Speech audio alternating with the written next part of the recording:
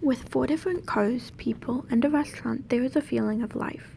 There is a Miller truck parked directly in front of the restaurant, with people carrying the goods inside. A red truck is headed towards the train track crossing, where a man is holding a stop sign so the trains can pass the busy intersection. The other 2 cars are parked, and the owners appear to be families headed into the restaurant. With this much activity in such a small area of the painting, it exudes realism, with the impression being this painting portrays real life. The dirt parking lot implies that the area is newly developed and prime for settling in. The trains take up the majority of the foreground. While none are across the road in the painting, they're clearly about to do so. The majority of the trains are bright red and yellow, with some brick red and gray trains mixed in. Behind the trains is a hub and large, long buildings. This train of infrastructure extends all the way to the horizon before blending into the sky. Although there are many parts that are normally dark, throughout this painting the colors are bright. Even the black areas of the cars and the trains are highlighted to make them appear bright. The one place with actually dark areas is the windows of the restaurant.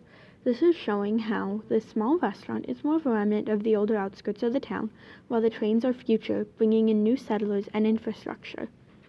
The contrast of the urban space on the blue sky and green hill is very stark in the foreground, but as you look to the background, they blend together, creating a systematic decrease in contrast from foreground to background, making the change barely distinguishable. With our elevated view at an angle to all of the hustle and bustle, we can see much more of what is happening than we would at ground level, allowing the viewer to literally see the big picture. Although it's still a still painting, you can see the movement of the smokestacks dissipating into the air, of the people milling around, and mostly of the trains going both ways across the tracks. Between the movement, the bright colors, and the seemingly infinite expanse of trains, this painting shows a clear view of rising infrastructure that led to growth.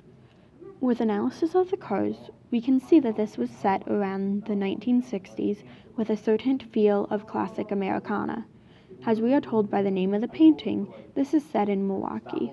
All of these facts, mixed with it being painted in 2016, shows that this painting was not a predictive one, but rather one of explanation. It addresses and respects that the origin of the Midwest was due to the trains and the industry that they brought, but more specifically, it focuses on the foundations of Milwaukee, a thriving city that became an industrial powerhouse.